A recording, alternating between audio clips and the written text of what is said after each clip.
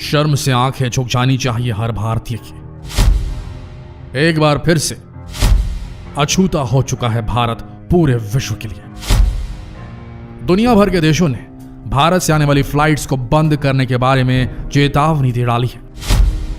भारत से दूसरे देशों में जाने वाले यात्रियों को अब रोका जाने लगा है। भारत पूरे विश्व का कोरोना एपिसेंटर बन चुका है। दुनिया भर की इंटरनेशनल मीडिया भारत को कोस रही है कि उसने इस महामारी को सही से डील नहीं किया। दुनिया भर की इंटरनेशनल मीडिया अब यह आरोप लगा रही है कि भारत अब एपिसेंटर बन चुका है और यह दुनिया के दूसरे देशों में खतरनाक इंडियन स्ट्रेन का डबल म्यूटेंट वायरस फैलाने की वजह बन सकता है। ये कितनी शर्म की बात है दोस्तों कि जिस देश का इतिहास इतना गौरवपूर्ण रहा है, आज उस देश के राष्ट्राध्यक्ष मोदी जी को कलुषित किया जा रहा है। आज भारत के प्रधानमंत्री के खिलाफ लगातार इंटरनेशनल मीडिया लेख पे लेख लिखता जा रहा है। आज भारत के खिलाफ लेख लिखे जा रहे हैं। कौन है इसका जिम्मेदार? मोदी जी, ये सरकार, ये करप्ट ब्यूरोक्रेटिक सिस्टम, या आप और हम?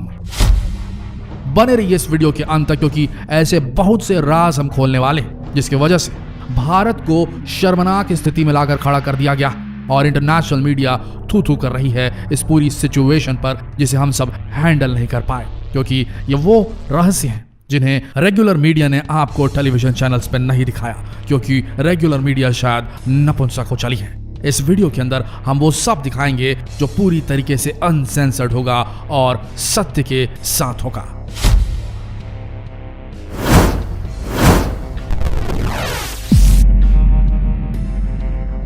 लगातार इंटरनेशनल मीडिया में, इंटरनेशनल अखबारों में, बड़े बड़े अखबारों में, बड़े बड़े न्यूज पोर्टल्स में किस किस्म की हेडलाइंस आ रही हैं आपको पता है? The Washington Post US, America का यह अखबार है, इसने लिखा है as avoidable as it is tragic. जितना इससे बचा जा सकता था उतना ही दुखद भी है। द गार्डियन यूके लिखते हैं PMs over confidence. The New York Times US लिखता है crisis deepens by missteps and कंप्लीसेंसी।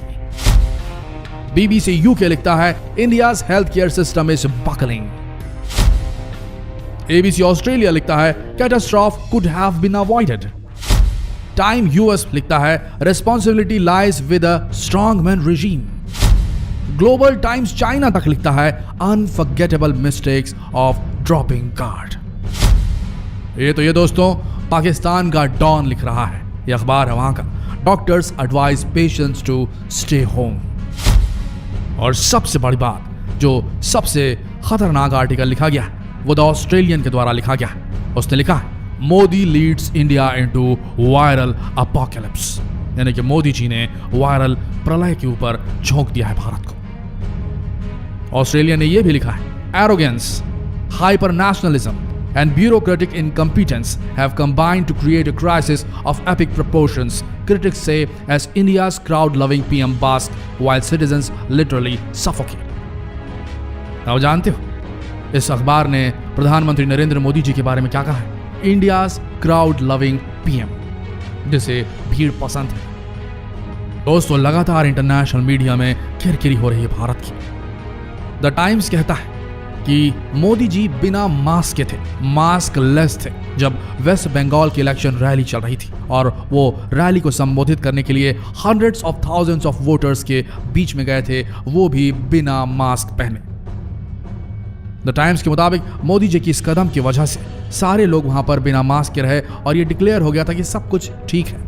Modi ji ने उस समय कहा था in all directions I C huge crowds of people, मुझे हर डायरेक्शन में बहुत से लोग दिखाई दे रहे हैं, मैंने इतनी भीड़ आज तक किसी रैली में नहीं देखी। यह मोदी जी का वक्तव्य था। ये दोस्तों ये तब हुआ जब हमारे देश में कोरोना का डबल म्यूटेंट स्ट्रेन जो इंडियन ओरिजिन का है वो बुरी तरीके से फैल चुका था। इस वजह से लगातार भारत की किरकिरी हो रही है कि वेस्ट बंगाल में जहां जहां भी चुनाव हो रहे थे वहां बुरी तरीके से वायलेट किया गया है जो कोरोना अप्रोप्रिएट बिहेवियर को, जिसके चलते बहुत ज्यादा बड़ा विस्फोट होने वाला है जो अभी और भी बहुत ज्यादा बड़ा होगा हमारे देश में।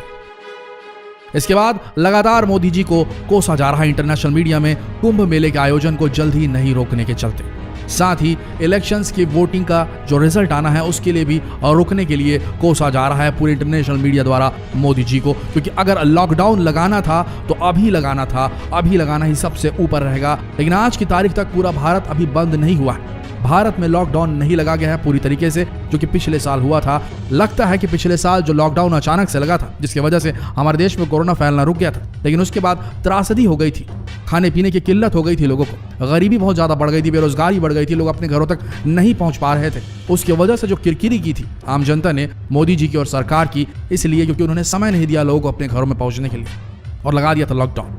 उस समय की जो नेगेटिव कमेंट्स उनको मिले थे, जो नेगेटिव उनको रिव्यू मिला था, उसके चलते लगता है इस बार सरकार लॉकडाउन लगाने के पहले कई बार सोच रही है। लेकिन जनता में आक्रोश है और इंटरनेशनल मीडिया में भी आक्रोश है कि शायद मोदी सरकार जो है वो वेस्ट बंगाल के इलेक्शन के रिजल्ट्स के लिए वेट कर रही है, इलेक्शन के खत्म होने का वेट कर रही है। वो चाहती है कि वेस्ट बंगाल उसकी झोली में गिर जाए, किसी तरीके से वहां सरकार काबिज हो जाए। इसके चलते ये सारा कुछ किया जा रहा है और लॉकडाउन नहीं लगाया जा रहा है, और बिल्कुल बिना किसी कोविड अप्रोप्रिएट बिहेवियर के इस पूरे चुनाव के जो प्रमोशन थे उसको ऑपरेट किया गया, जिसके चलते बेहद ज्यादा बढ़ गया कोरोना का ये ब्लास्ट। इसके अलावा सबसे बड़ी बात कही जा रही है, 2020 में, सन 2020 में अक्टूबर से नवंबर के बीच में एक स्ट्रेन का पता चल चुका था भारत में फैल रहे इंडियन ओरिजिन के डबल म्यूटेंट कोरोना स्ट्रेन का, लेकिन उसको लेकर के कुछ भी काम नहीं किया गया, उसे अकाउंट नहीं किया गया।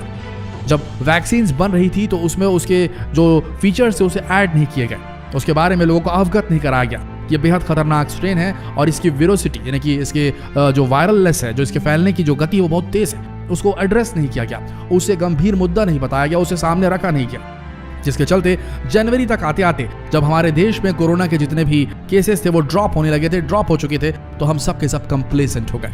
जनता को इस बात से अवगत ही नहीं कराया गया, सरकारी अमले ने काम ही नहीं किया। लगता है कि ब्यूरोक्रेटिक जो लोग थे, जो ब्यूरोक्रेसी में थे, जो अफसरान थे, उन्हें पूरी तरीके से इस समय क्या बोलना चाहिए कि पैरालिसिस हो गया था उन्हें। ये बहुत बड़ा पैरालिसिस है दोस्तों ब्यूरोक्रेटिक सिस्टम का, जिन्होंने इस इंफॉर्मेशन को कि भारत में इंडियन ओरिजिन का एक डबल म्यूटेंट स्ट्रेन तैर रहा है, जो खतरनाक है, जो बहुत तेजी से फैलता है और शायद बेहद घातक भी है, इसकी जानकारी सही तरीके से सेंटर को फॉरवर्ड नहीं की गई, जिसके चलते लेट हो गई और अब यह वायरस फैल गया। पहले महाराष्ट्र में फैला और महाराष्ट्र में जबरदस्त रूप से फैला, वहां से छत्तीसगढ़ के अंदर एंटर किया और उसके बाद यूपी भी जा चुका है, लेकिन यूपी में भी चुनाव के चलते अभी तक लॉकडाउन नहीं लगाया गया। ये बेहद गलत बात है दोस्तों, इसके चलते बेहद ज्यादा खतरनाक स्थिति आज हमारे देश में उत्पन्न हो गई है। ये जो डबल म्यूटेंट वायरस है इसने त्राही मचा दी है। आज आपको हॉस्पिटल्स में बेड तो नहीं मिल रहे, लेकिन इसके अलावा ऑक्सीजन छोड़िए, बेड छोड़िए, चिताएं जलाने के लिए भी आपको वेटिंग लिस्ट में खड़ा होना पड़ रहा है। यह स्थिति उत्पन्न हो चुकी है और ऊपर से ये जो मीडिया है, हमारी नपुंसक मीडिया, वो सही आंकड़े बयां कर पाने में भी पूरी तरीके से फेल हो चुकी है। सबसे बड़ी बात, चलिए माना आपको मैं ये नॉर्मल जो मीडिया है उसके लिए कह रहा हूँ, जो मेन स्ट्रीम मीडिया है हमारे देश की, जो टेलीविजन पर आती है, जो अपने आप को दुनिया का सबसे तेज, सबसे बड़ा जो मीडिया हाउसेस कहते हैं अपने आप को, इनसे मैं एक सवाल पूछना चाहता हूं कि अगर आप सब, चलिए ठीक है, विज्ञापनों के चलते, विज्ञापनों से आपका चैनल चल रहा है, उसके चलते आप भारत सरकार के अगेंस्ट कुछ नहीं कह सकते, लेकिन आप उन अफसरों के ऊपर क्यों स्टोरीज नहीं करते जो गलत काम कर रहे हैं, जिनके वजह से ये पूरा प्रॉब्लम क्रिएट हो रहा है। देखिए दोस्तों, हमारे सिस्टम में कोई प्रॉब्लम नहीं है, हमारे सिस्टम को चलाने वाले में भी कोई प्रॉब्लम नहीं है, प्रॉब्लम है सिस्टम के अंदर काम करने वालों में।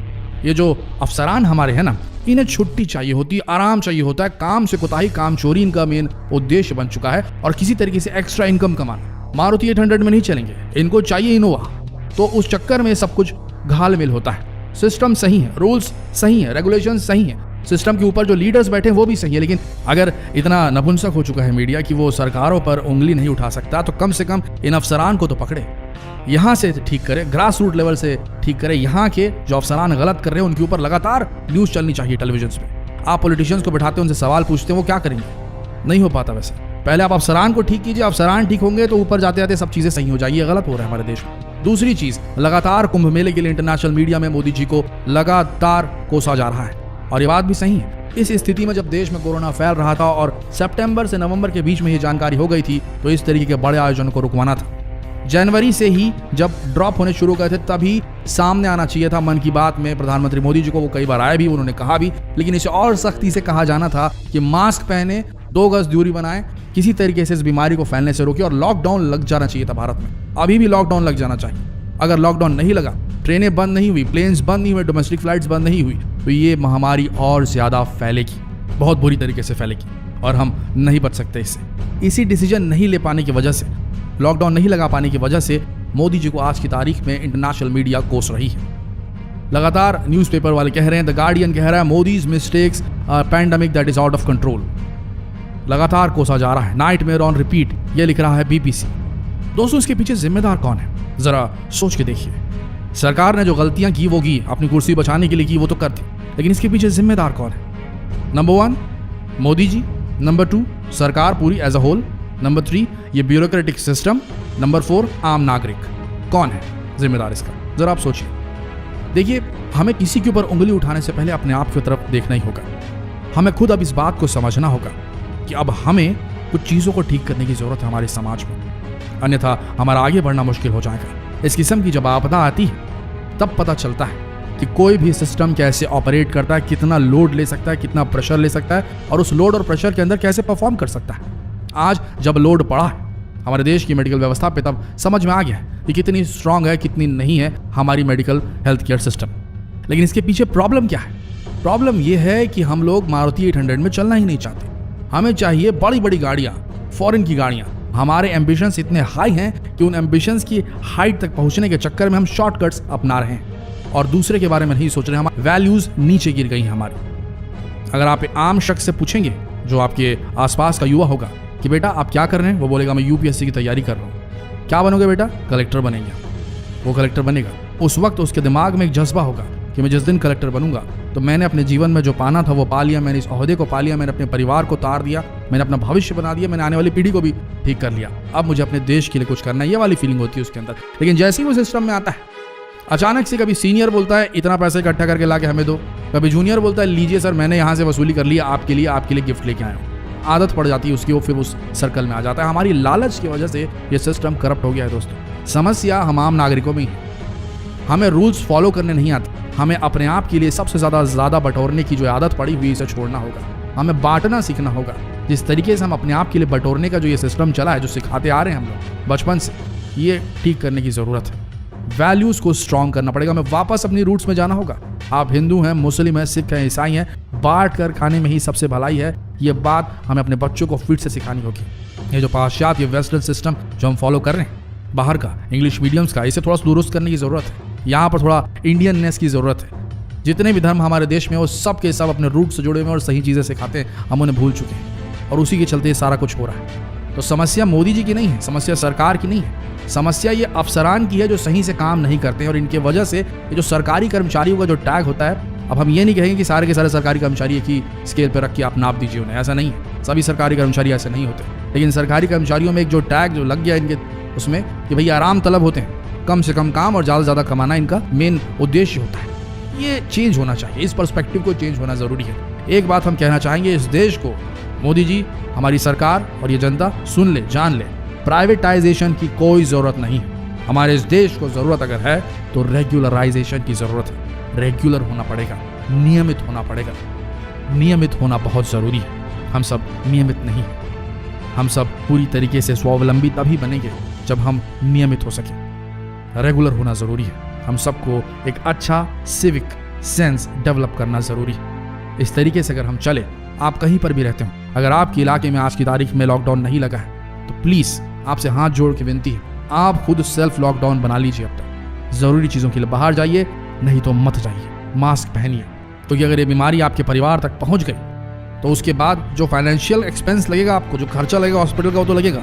जान बच पाएगी कि नहीं बच पाएगी इसकी कोई गारंटी नहीं। कोई नहीं बच रहा है। 18 से 20-22 साल के लड़के भी निपट रहे हैं और 50 से 60 वाले तो ऐसे ही जा रहे हैं। ये स्ट्रेन खतरनाक है।